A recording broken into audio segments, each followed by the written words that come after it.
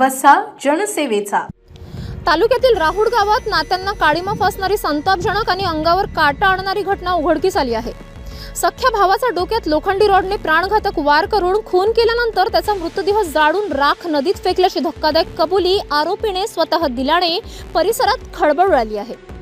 या प्रकरणी पिंपळगाव राजा police station येथे अपक्रम 47/2026 अन्वये भारतीय न्याय संहिता 2023 च्या कलम 103(1), 238 व 3(5) अंतर्गत गंभीर गुन्हा दाखल करण्यात आला आहे। या प्रकरणातील मृतक चेतन संजय इंगडे वय 35 राहणार राहुड असल्याची माहिती समोर आली आहे।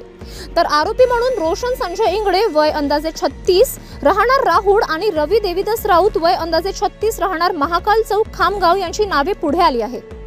घटना दिनांक 25 फेब्रुवारी 2026 रोजी दुपारी 1:30 वाजताच्या सुमारास मृतक व आरोपी यांच्या शेतात घडल्याचे उघड झाले आहे। गावचे पोलीस पाटील विलास देवीदास बनसोडे यांनी दिलेल्या माहितीनुसार चेतन इंगडे 25 फेब्रुवारी पासून बेपत्ता होता। संशय निर्माण झाल्यानंतर पोलिसांनी शोध मोहीम सुरू केली। यावेळी आरोपी रोशन इंगडे याने थरकाप उडवणारी कबुली देत सांगितले की त्याने आरोपी क्रमांक 2 च्या मदतीने स्वतःच्या भावाच्या डोक्यात रॉडने वार करून त्याचा खून केला।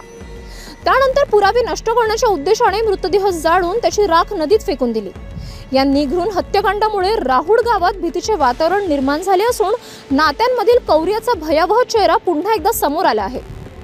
सद्यस्थितीत प्रकरणाचा तपास पोलीस उपनिरीक्षक मोडिक यांच्या मार्गदर्शनाखाली सुरू असून वरिष्ठ अधिकारी घटनास्थळी दाखल झाले आहेत। City news.